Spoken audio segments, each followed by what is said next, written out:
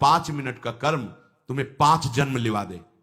कर्म बड़ा भयंकर होता है, बड़ी भयंकर परिस्थिति पैदा करता है, मिटिया मेट कर देता है। डरो ऐसा कोई कर्म ना बन जाए जो तुम्हें जहां चल रहे हो यहां से घसीट कर नीचे गिरा दे। कर्म बहुत बलवान है। क्यों? पहला इसका प्रभाव होता है बुद्धि का अपहरण करना, सबसे पहला प्रभाव होता है। जो आपने असत कर्म किया है, कोई और नहीं, तुम्हारी बुद्धि का अपहरण करके पहले वहीं ले जाया जाएगा जहां तुम्हें दंड भुगताना है। तुमसे वैसे बुलवा दिया जाएगा, तुमसे वैसे करवा दिया जाएगा जैसे तुम्हारी दुर्गति होगी, जैसे तुम्हारा अपमान होगा, जैसे तुम्हारी निंदा। तो ये क्या बोल दिया हमने, हम तो बोलने नहीं चाहते, ये क्या निकल गया। अब हाय हाय करते रहो, वो कर्म तुम्हारा बुलवा रहा है। ये मैंने क्या किया, मेरी तो कोई इच्छा ही नहीं थी। कैसे? वो कर्म है बलवान, जबरदस्ती बलात् तुमसे करवा दिया, जीवन भर जेल भोगो, जीवन भर निंदा सहो, जीवन भर भयंकर रोग से ग्रसित हो जा। कर्म, इसी को खिलवाड़ में मत लीजिए। मस्ती, लोग कहते हैं अरे थोड़े दिन का जीवन मिला, मस्ती। मस्ती का क्या स्वरूप? बोले शराब पियो, मांस खाओ, बेविचार करो, मनमानी आचरण करो, मौज लो। ये मौज नहीं, ये मौत है।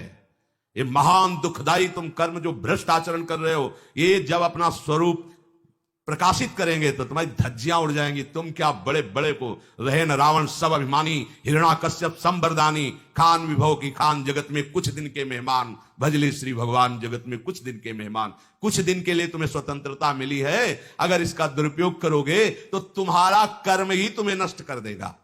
कर्म चाखिलम विदुहु, भगवद आश्रित इस कर्म के रहस्य को जान जाता है। ये सृष्टि रचना क्यों हुई, कैसे हुई, भगवान क्या है, कैसे है, कोई प्रश्न बकाया नहीं रह जाता। जिसके जान लेने के बाद कुछ जानना बाकी नहीं रहता, वो प्रभु श्री हरि है। मनुष्य मात्र को देश काल परिस्थिति के अनुरूप जो कर्तव्य कर्म प्राप्त हो जाए, उसे बड़ी निष्ठा से निर्वाह करना चाहिए। भाव समझिए, आपको जो शास्त्र उपदेश करते हैं नहीं समझ पाओगे, तो इसीलिए गुरुदेव का वर्णन किया जाता है कि जैसे मेडिकल स्टोर रखा है, हम बीमार हैं, पर हो सकता है हम कोई ऐसी औषधि लेके खा लें जो हमारी बीमारी बढ़ जाए, या मर भी सकते हैं, क्योंकि हमें पता नहीं ना है इसी में औषधि कहीं। अब उसकी खोज करने के लिए हमें डॉक्टर चाहिए। डॉक्टर ने हमारे मर्ज को देखा, उसकी अनुपात से दवा का, अमुक दवा इतने ढक्कन पियो, इतनी टेबलेट खाओ, इतना इंजेक्शन लगवाओ, ऐसा ऐसा। ऐसे ही शास्त्र मेडिकल स्टोर हैं भवरोग के। हमारा स्वभाव, हमारी वृत्तियां, ये गुरुदेव देखते हैं, उसके अनुसार हमें उपदेश देते, तुम ये साधन स्वीकार करो, इस साधना से चलो, ऐसे तुम वहां पहुंच जाओगे। ये हुई दवा।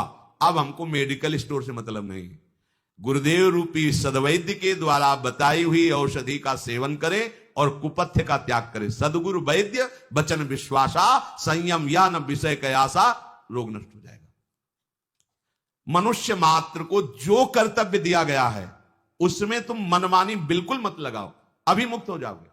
बस यही हमारी कमी है, हम अपने मन की लगा देते हैं, सब बात बिगड़ जाती। जहां मन की लगाया, ये वही मन है जो आज तक हमें भगवत प्राप्ति नहीं होने दिया, और इसी मन की सलाह मान रहे हो।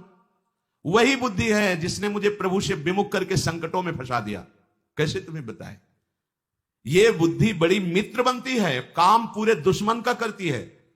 अगर ये निर्णय कर देती कि ये गलत है, नहीं करना है, दृढ़ रहती, तो मन नहीं कर पाता, क्योंकि मन इसके अनुमति के बिना नहीं चलता। ध्यान रखना। हो क्या गया, मन ने फुसला के बुद्धि को अपने अधीन कर लिया है। इंद्रियां मन के आदेश के बिना नहीं चल सकती। इंद्रियों ने मन को फुसलाकर अपने अधीन कर लिया, मन ने बुद्धि को कर लिया, और विषय ने इंद्रियों को वश में कर, सब उल्टा हो गया। जबकि बुद्धि के शासन में मन है, मन के शासन में इंद्रियां, इंद्रिया शासित निर्विषय भगवत मार्ग। विषयों के प्रलोभन में इंद्रियां, इंद्रियों के बस में मन, मन के बस में बुद्धि, नरक का मार्ग, संसार का मार्ग। प्राय हम इसी लाइन में खड़े। विषयों के वशीभूत इंद्रियां, इंद्रियों के वशीभूत मन, मन के वशीभूत बुद्धि, उल्टा हो गया। कैसे हम इसे सन्मुख करें? बस केवल आज्ञा का पालन। बहुत जोर की बात है। संतों को अपने प्राणों से भी ज्यादा प्रिय सिद्धांत लगता है। अगर उनके अनुभूत सिद्धांत को मान लो तो तुम प्राणों से भी अधिक प्यारे हो जाओगे। एक पूछ रहे थे कि गुरुदेव को शिष्य सतत चिंतन करने की चेष्टा करता है, क्या गुरुदेव भी कभी कभी अपने शिष्य का चिंतन करते हैं कि नहीं? ऐसा प्रश्न किया था। यद्यपि वो अपने भाव से कर रहे थे। बच्चा जब भूख लगती है तब मां की याद करता है, और वो खेलने में अगर मगन है तो मां की याद नहीं रहती। लेकिन मां वो खेल भी रहा है, कार्य भी कर रही है, तो एक दृष्टि बच्चे पर ही रहती है।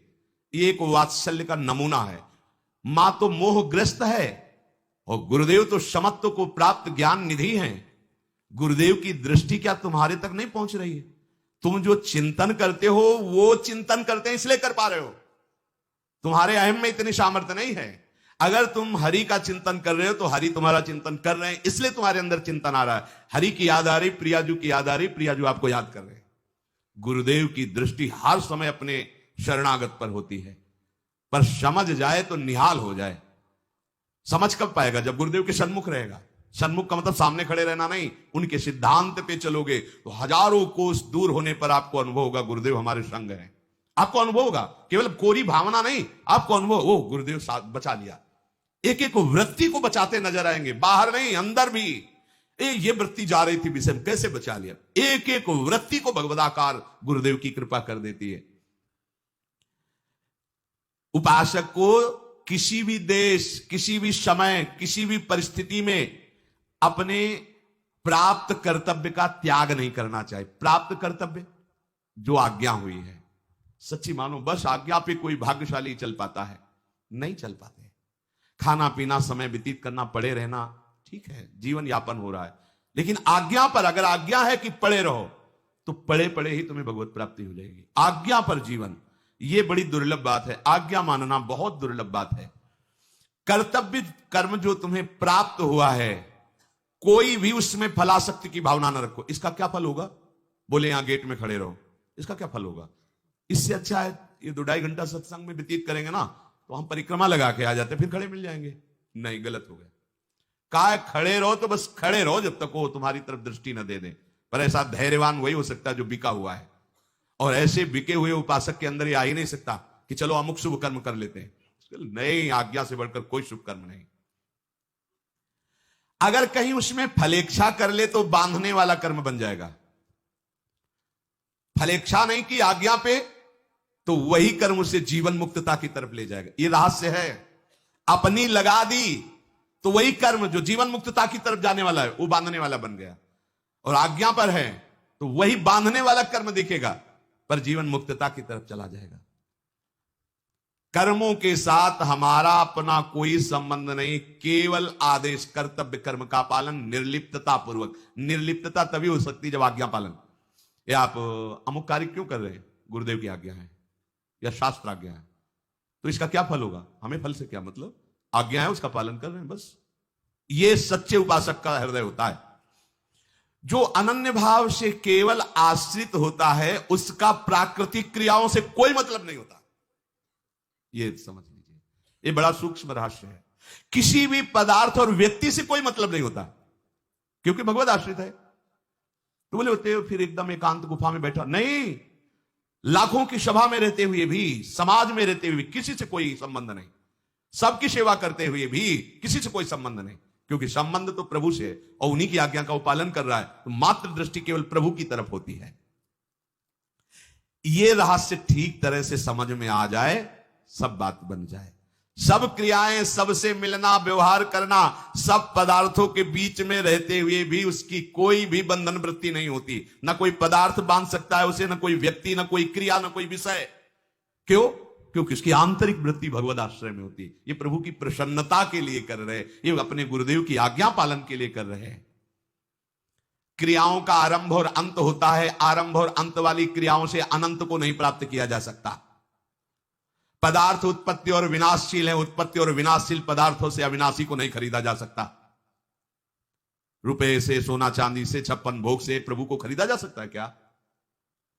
नहीं खरीदा जा सकता। तपस्या से नहीं खरीदा जा सकता। भजन से नहीं खरीदा जा सकता। हमने इतने लाख जप किया, चलो श्री कृष्ण ऐसा नहीं। बड़े बड़े भजन आनंदी अगर प्रभु को खरीद पाए हैं तो रोते हुए खरीद पाए। दैव्य होकर पुकारा, हे नाथ, आठों पहर उन्हीं की व्याकुलता पूर्वक चिंतन वृत्ति में अहम की गंध नहीं, प्रभु अधीन हो गए। कबीरा हंसना छोड़ दे रोने से कर प्रीति, बिन रोए किन पाइया प्रेम प्यारा मीत। ये रोना नाटक नहीं, ये हृदय की आर्त पुकार होती है। ब्रह्मलोक तक की कोई भी क्रिया, कोई भी पदार्थ सत्य नहीं है, मायाकृत है। अतः भगवद आश्रित उपासक का किंचन मात्र लोक लोकांतर की प्राप्ति कराने वाले कर्म या भोग से कोई संबंध नहीं रहता। ये बड़े आनंद की बात है। हमारा कर्मों से कोई संबंध ही नहीं है, क्योंकि हम केवल आज्ञा पालन करते हैं। अगर उसका कोई फल, कोई बंधन, कोई वो आज्ञा देने वाले जाने। हमारा तो सिर्फ यंत्रवत आचरण करना। अभी जीवन मुक्त, अभी